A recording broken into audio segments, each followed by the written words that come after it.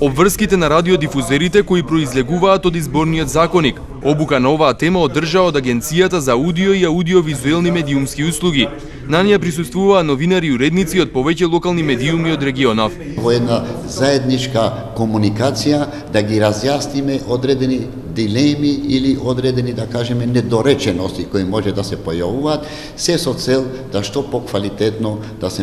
да може да се и респектира, односно почитува законот и овие измени, и вие да не дојдете во судир со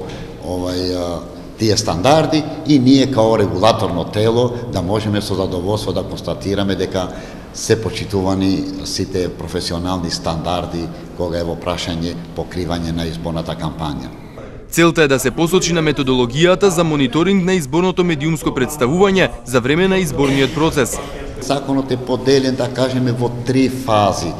Првата фаза веќе се наоѓаме, значи од денот на објавување на изборите, па до денот на почнување на изборната кампања, што е 20 дена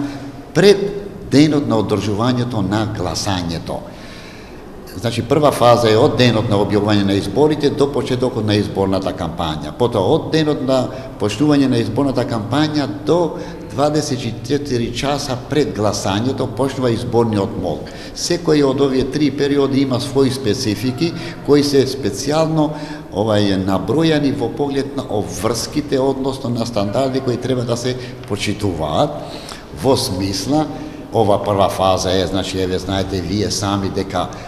забранити се сите врсти на рекламирање,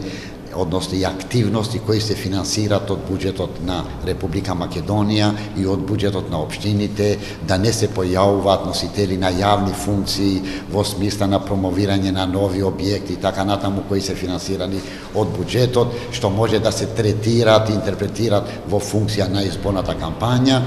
и други активности кои се тука таксативно наброени, и е забрането платеното политичко рекламирање. Тоа другата специфика е од почетокот на почнување на изборната кампања, значи почнувате веќе со платеното политичко рекламирање, и тука во платеното е исто така децидно одредено колку може да му се намени само на еден политички субјект, бидејќи знаете 20% од еден час реално емитување на програмата, сега имате дополнителни 12 минути само за политичко рекламирање, и во тие 12 минути максимално, значи 8 минути може да бидат наменети само за една политичка опција. Исто така во овој период е предвидено, поготово изборниот законник налага и во нашиот, да кажеме, и во нашиот концепт за мониторинг налага како ќе бидат третирани позицијата и опозицијата